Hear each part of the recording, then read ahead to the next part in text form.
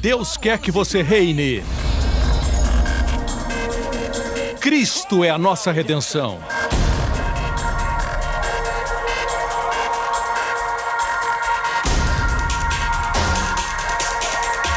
Deus é justo e faz o pecador justo.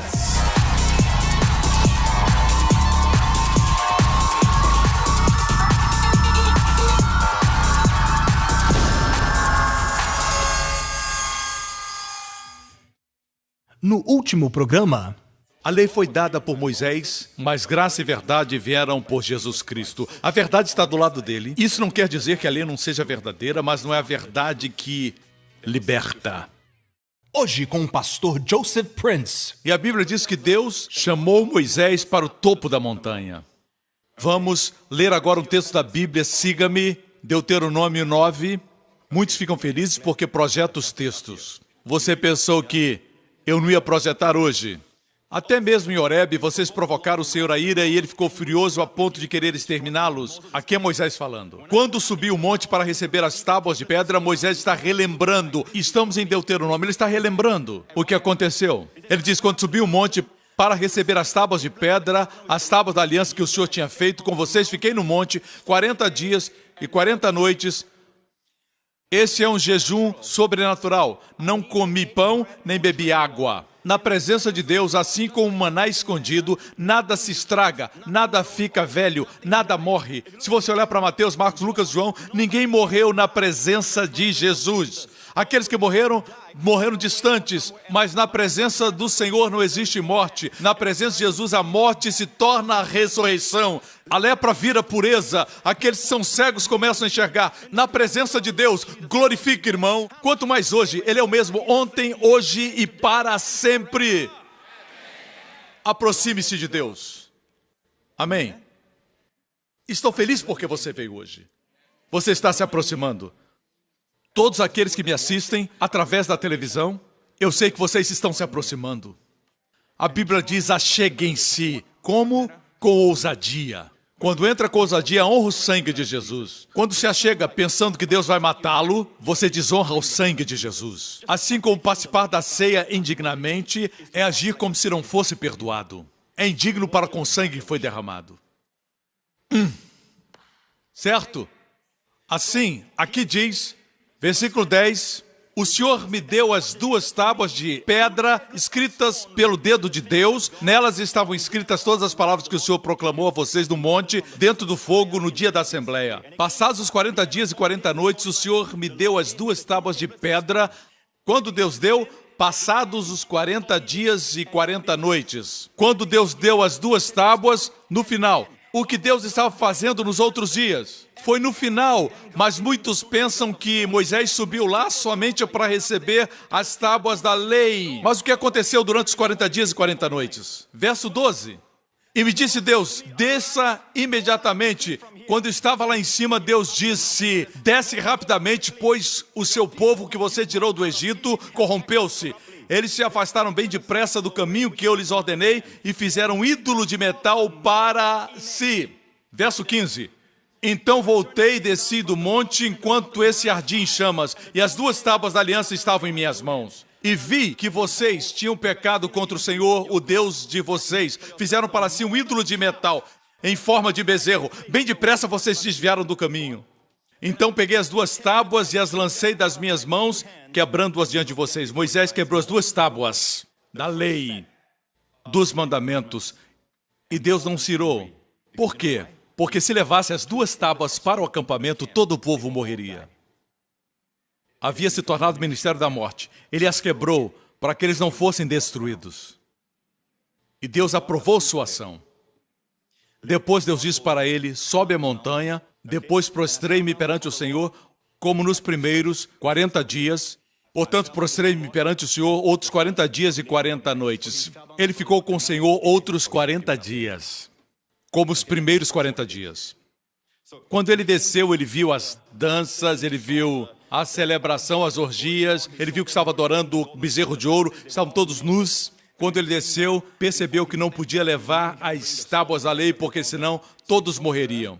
Assim ele quebrou as tábuas, desceu E então disse: quem está do lado do Senhor? E a Bíblia diz que todas as pessoas que tinham o coração voltado para Deus e que honravam a Moisés e não acreditavam no que estava acontecendo, se voltaram para Moisés.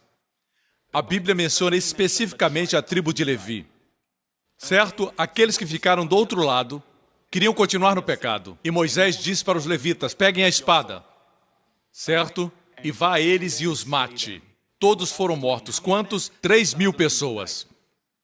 Certo? Eu sempre digo que é uma figura. O primeiro Pentecoste, Deus deu a lei e 3.000 morreram. Na verdade, Deus deu um intervalo de dias antes de o julgar. Deus é bom. No novo Pentecoste, Deus deu não a lei, mas o Espírito, e 3.000 foram salvos. No primeiro Pentecoste, a lei dizia o que o homem devia fazer. Não farás, não farás, não farás. No novo Pentecoste, em Atos 2, fala de falar em línguas, proclamando as grandezas de Deus, não as obras do homem. Nosso objetivo deve ser sair dessa montanha para o Monte Sião, desse antigo Pentecoste para o novo Pentecoste, da lei para o Espírito. Amém, irmãos? Continuemos. Em Êxodo 24, você já entendeu essa parte da história? Certo? Os primeiros 40 dias, ele desceu. A propósito, Deus mandou que ele subisse de novo depois do bezerro, e ele subiu para receber outras tábuas. E dessa vez, onde Moisés colocou as tábuas da lei na arca do concerto, coberta com o propiciatório, uma figura de Jesus Cristo, o Senhor, somente Ele, porque Ele disse a Deus: tua lei guardei no meu coração. Ele é o único que pode cumpri-la. É uma figura, colocar a lei na arca do concerto e cobrir com o propiciatório. É uma figura que mostra que só um pode guardar. Quando você o aceita, ele dá nota 10 quanto a guardar a lei. Não escutou o que eu disse? Quando você o aceita, ele dá para você nota 10. Apesar de não ser perfeito. Por quê? Aos seus olhos você está em Cristo. Assim, em Êxodo 24, vamos ler agora o que aconteceu. Certo? Vamos ver os primeiros 40 dias. O que aconteceu foi que Deus desceu do Monte Sinai. Aos olhos dos israelitas, a glória do Senhor parecia um fogo consumidor no topo do monte. Moisés entrou na nuvem e foi subindo o monte e permaneceu no monte 40 dias e 40 noites. Esses são os primeiros 40 dias. Ele subiu e o que Deus falou com ele? Disse o Senhor a Moisés. Deus deu as tábuas imediatamente. Vejam bem, estamos voltando aos primeiros 40 dias. Moisés subiu o monte. Estou falando o que Deus falou com Moisés. O que Deus tinha dentro do seu coração? Seu coração estava cheio do seu filho, o Senhor Jesus. Tudo é Jesus. Veja aqui. E disse o Senhor a Moisés: diga aos israelitas que me tragam uma oferta. Estamos lendo Êxodo 25, versículo 2. Receba de todo aquele cujo coração compelir a dar. Pastores e líderes, ouçam isso, não recebam ofertas daqueles que não querem dar. A Bíblia diz claramente, de todo aquele cujo coração o compelir a dar. Cujo coração o compelir a dar. Deus não quer ofertas forçadas de alguém que dá sem querer. Por constrangimento, guarde o seu dinheiro. Essas são as ofertas que deverá receber deles, ouro, prata e bronze. Como poderiam escravos cativos no Egito, ao pé do Monte Sinai? Como é que podiam ter ouro, prata e bronze? Aprendemos que na noite da Páscoa, coisas boas acontecem quando você participa da ceia. Na noite da Páscoa, houve transferência de riquezas. Hoje se fala que a cada 7 anos existe crise financeira. Escute o que eu vou dizer. Para os egípcios, foram mais notícias. Para o povo de Deus, grandes notícias. 3 milhões de milionários saíram. Alguém diz, não era justo, os egípcios estavam com medo. Com certeza eles estavam com muito medo. Eles tomaram prata e ouro porque nunca receberam salário por seu trabalho. Todo o pagamento foi recebido em uma noite. E ainda com juros. por todos os anos de escravidão. Posso ter um amém? Deus os tirou ricos de ouro e prata. Só para que saiba, o ouro e a prata e até as pedras preciosas do peitoral do sacerdote eram, na verdade, joias egípcias. Joias dos gentios. O que você acha que compõe o coração de Jesus diante de Deus? Eu e você que somos gentios. Muitos de nós, os israelitas e os gentios. Temos aqui outra tipologia. Mas toda a riqueza veio do mundo. Deus prospera você com um propósito para construir o seu tabernáculo. Posso ter um amém? Deus diz, receba de todo aquele que quiser dar, ouro, prata, bronze, tecido azul, roxo e vermelho. Sempre vem nessa ordem. O roxo não vem primeiro, o vermelho não vem primeiro, sempre é azul, roxo e vermelho, porque ele veio do céu. Azul era o homem celestial, Jesus. Quando ele tocava o enfermo, era o toque do azul. Amém? Quando ele falava palavras celestiais que não podiam ser ditas por um psicólogo ou psiquiatra ou um orador motivacional. Palavras mais do que inspiradoras, celestiais. Era o azul. Depois temos o roxo, que é a cor dos reis terrenos, imperadores. Os reis aqui na terra vestem o roxo. Ele é o rei dos reis e o senhor dos senhores. Tudo fala do seu filho. Durante esses 40 dias, o coração de Deus estava cheio do seu filho, figuras, tipos e sombras. Tudo foi dito em figuras, tipos e sombras. A Bíblia diz que é glória de Deus encobrir algo e a nossa glória como reis de procurar saber. Está feliz de estar aqui? Azul, roxo e vermelho. Vermelho é a cor do sofrimento, sangue. Mas também a cor do rei dos judeus. Os reis judeus não vestiam roxo como os gentios. Eles se diferenciavam dos imperadores gentios usando a cor vermelha. Você se lembra quando os romanos estavam zombando de Jesus, cuspindo nele, batendo nele, quando ele estava preso? E depois de o açoitarem, a Bíblia diz que eles se ajoelharam diante dele, colocaram nele uma capa vermelha e o que disseram? Salve, rei dos judeus! Porque o vermelho é a cor dos reis judeus. Se unirmos essas cores, certo? Veja aqui. Veja as cores. Você tem azul, roxo e vermelho. Sem o roxo, as cores ficam muito intensas. O azul e o vermelho causa um choque nos olhos. É como quando você coloca um ao lado do outro, fica muito forte aos olhos.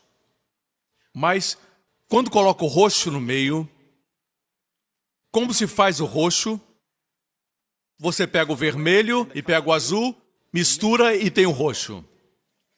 Ele veio do céu azul, tomou o vermelho da terra, Adão quer dizer vermelho, sangue vermelho, terra vermelha, os céus e a terra se encontraram.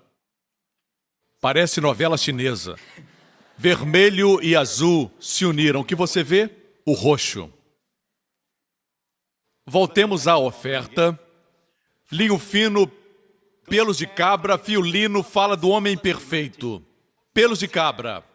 Os profetas de Israel vestiam uma roupa de pelos de cabra. Ou pelo de cabra ou pele de camelo. Roupa resistente. Peles de carneiro, tingidas de vermelho.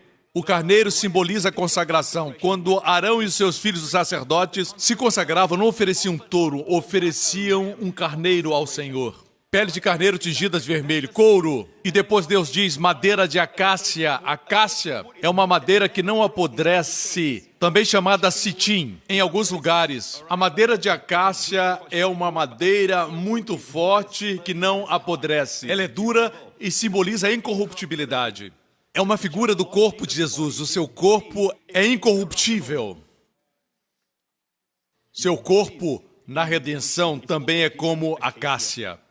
Tem imunidade. Dá vontade de pregar sobre isso. Mas, voltemos. Azeite para iluminação. O óleo da unção representa o Espírito Santo. Produz iluminação. Hoje a luz está acesa.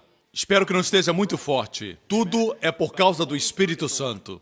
E especiarias para o óleo da unção e para o incenso aromático que simboliza o louvor e adoração. Pedras de ônix e outras pedras preciosas para serem cravadas no colete sacerdotal.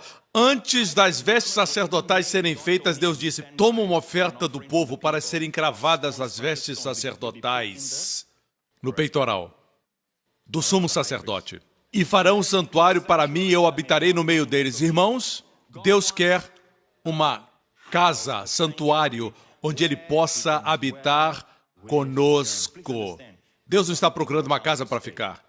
Ele já tem o céu. E o céu dos céus, diz a Bíblia. O que Ele quer? Ele quer habitar entre nós. Ele quer estar com você.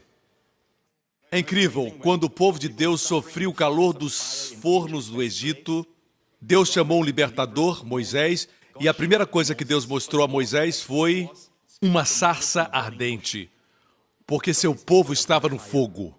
Deus falou a Moisés de uma sarça ardente. Deus dizia: o meu povo Israel está no fogo, mas jamais será destruído. Através da história, todos os que perseguiram os judeus foram destruídos, mas o povo de Israel permanece. Amém? Certo? O desejo de Deus é ficar conosco. Quando o povo de Deus foi tomar Jericó, eles sabiam que tinham que lutar. Depois de 40 anos no deserto, eles tinham que lutar. A nova geração tinha que lutar. O povo já havia lutado no início da jornada, mas agora eles tinham que lutar. Uma nova geração. Como o Senhor apareceu a eles? Como um capitão com a espada.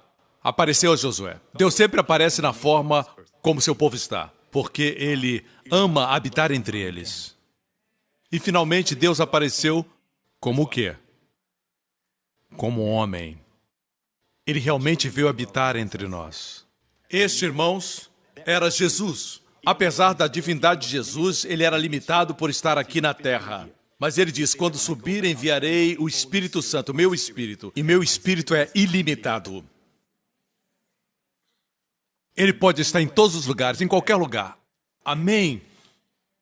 Por isso ele habita conosco de forma íntima. Amém? Uau, ainda estamos nesse capítulo, precisamos continuar. Falamos das ofertas, vamos falar agora da casa que Deus quer habitar entre o seu povo, mas devo dizer que no Novo Testamento o tabernáculo é uma figura da igreja.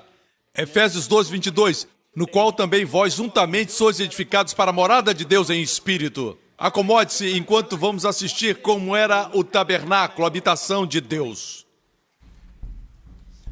As 12 tribos se acampavam ao redor do tabernáculo. Veja aqui as 12 tribos. É claro que existiam mais tendas, mas vamos ver. Essa é a entrada. Veja que a entrada é no lado do oriente. Aqui é o leste, guarde isso. Leste. Onde o sol nasce, certo? Lá é o oeste. À direita é o norte e à esquerda o sul. Guarde isso porque vamos voltar posteriormente. Certo? Você me acompanha? A primeira coisa que Deus diz em Êxodo 25, de todos os móveis do tabernáculo, sabe qual é o primeiro? Quer saber? Se ensina muito sobre o altar de bronze, a oferta queimada. É verdade que nossa vida espiritual começa na cruz. E a oferta queimada é um tipo da cruz. Os 4 cantos simbolizam os 4 cantos da cruz. O que diz que a salvação não é somente para os judeus, mas para os 4 cantos da terra.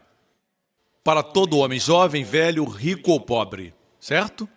O homem começa acertadamente no altar, mas Deus começa no Santo dos Santos. A primeira coisa que Deus mandou construir foi a Arca do Concerto. Vamos ler sobre a Arca, certo? Deus disse: faça uma arca de madeira de acácia com 1,10 m de comprimento, 60 centímetros de largura e 70 centímetros de altura. Revista de ouro puro. A propósito, no livro de Êxodo, quando fala do ouro puro, sempre se refere à divindade. O ouro puro é um tipo da divindade, deidade. Quando diz somente ouro, se refere à justiça divina. A justiça que nós recebemos de Deus. É por isso era coberta de ouro puro, porque a madeira era coberta de ouro. O que isso quer dizer? Jesus, a madeira, é 100% humano. A cobertura de ouro diz que ele também é divino, 100% Deus. Certo? Revista de ouro puro, por dentro e por fora. Veja essa animação. A arca está coberta de ouro puro, você não pode ver a madeira mais. Aqui está uma figura de Jesus, a pessoa de Jesus. É essa caixa retangular coberta de ouro. A tampa com os 2 querubins era feita de uma peça única de ouro. É chamado propiciatório. E o propiciatório não era feito de madeira, era de ouro batido. Era feito com martelo. Irmãos, olhem para mim. Vocês viram os 2 querubins? Pode tirar? Olhe para mim.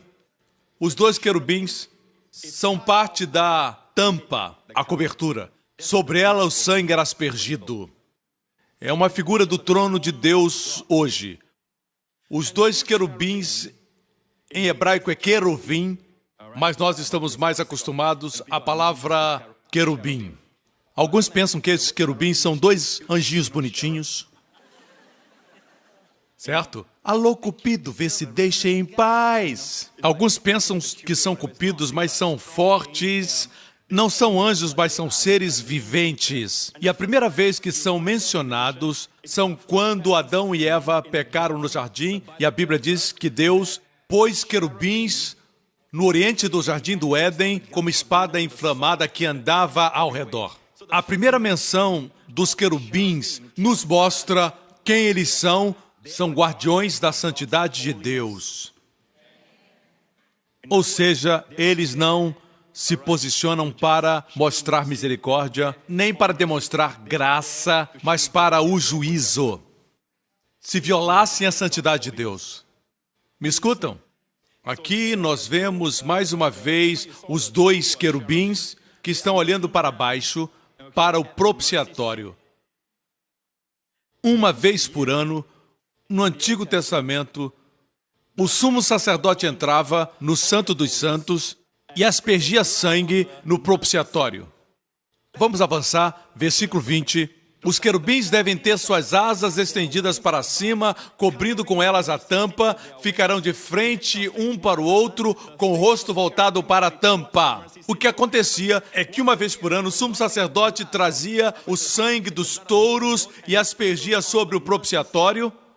Os guardiões da santidade de Deus viam sangue. O que significa?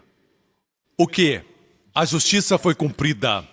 Assim como na noite da Páscoa tinha sangue nos portais. Quando tem sangue, o juízo foi feito. A família dentro da casa nunca seria julgada. Se Deus julgasse a família dentro da casa, com os portais marcados de sangue, Deus seria injusto, porque sangue quer dizer que houve uma morte. Foi a morte de um cordeiro, uma figura de Cristo. E quando Jesus derrama o seu sangue por nós, não podemos ser julgados. Ou então Deus seria injusto em nos julgar hoje. Muitos crentes estão confundidos. Eles não sabem que desonram o sacrifício de Cristo quando querem ser santos através da lei. Certo? Me acompanha? Veja, o sumo sacerdote entrava no Santo dos Santos e aspergia o sangue uma vez. Quantas vezes o sangue de Jesus foi derramado? Uma vez. Mas algo acontecia em frente da Arca do Concerto. Ele aspergia 7 vezes. Por que em frente? Por que na frente? Deus quer que saiba que 7 é número da perfeição. Você tem uma posição perfeita diante do trono de Deus. Aperfeiçoado pelo sangue. Você não pode ser fulminado. Mesmo na presença de Deus, quando você tem pensamentos negativos, fique na sua presença, o sangue está lá. E Deus vai ouvir sua oração. Entremos confiadamente diante do trono da graça, para obter misericórdia e encontrar graça em tempo de necessidade. Amém, irmãos? Glória a Deus, a Bíblia diz que os querubins ficarão de frente um para o outro, e quando vem o sangue, quer dizer, você pode se aproximar? As bênçãos de Deus vêm sobre você, eles nunca podem julgar você, porque apesar de serem guardiões da santidade de Deus, eles estão satisfeitos porque o sangue de Jesus está lá. Você está me acompanhando? Tudo isso é tipológico, aqui temos tipos. Alguém pode dizer como Deus pode estar lá se é uma arca comum? Lembre-se que Deus está falando através de figuras, tipos e sombras, porque Deus está ocultando daqueles que não apreciam essas verdades. Deus não lança suas pérolas para os porcos. Eu estou sendo bastante claro. Amém? Isso é para os filhos. A Bíblia diz em Provérbios capítulo 2 que ele reserva a verdadeira sabedoria para os retos, para os justos. Ele reserva a verdadeira sabedoria não dos retos, mas para os retos, mas não para o mundo. É por isso que alguém que acabou de se converter e ama o Senhor pode ser mais sábio do que os espertos do mundo. Amém? Os espertos do mundo podem ter muito conhecimento e experiência, mas o Filho de Deus tem sabedoria. Ele não sabe por que ele quer caminhar por esse caminho, mas algo no seu coração diz para caminhar. É impossível prever onde o vírus da ebola vai atacar. É impossível saber qual prédio que vai cair, qual é o avião que vai cair. Você não pode dizer. Com toda a sua inteligência, qualificações, todos os seus diplomas e experiência, não importa a sua idade, mas Deus dirige seus filhos.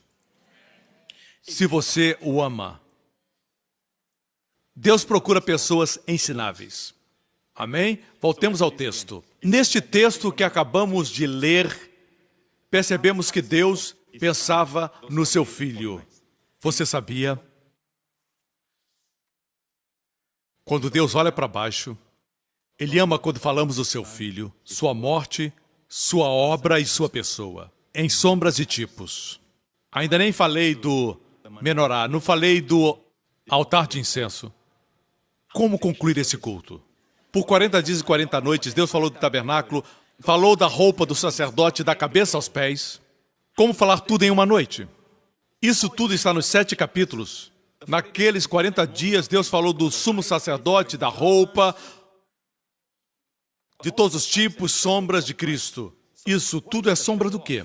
Quando Jesus morreu, Ele foi sepultado em um sepulcro novo. Nunca havia sido usado. Em Israel, podiam usar o túmulo muitas vezes. Depois que se passava um tempo, eles tiravam os ossos, colocavam numa caixa e outra pessoa podia usar a caverna.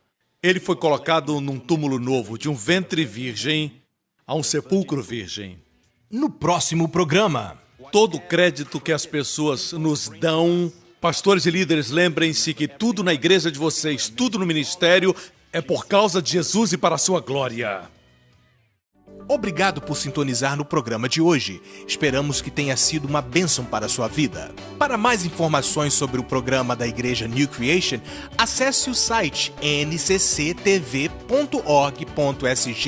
Lá você poderá se inscrever para receber um devocional diário do pastor Joseph Prince. Seja incentivado e fortalecido todos os dias e saiba o quanto Deus lhe ama através desses devocionais. Acreditamos que seu dízimo pertence à igreja que você frequenta e oramos para que você seja grandemente abençoado, altamente favorecido e profundamente amado.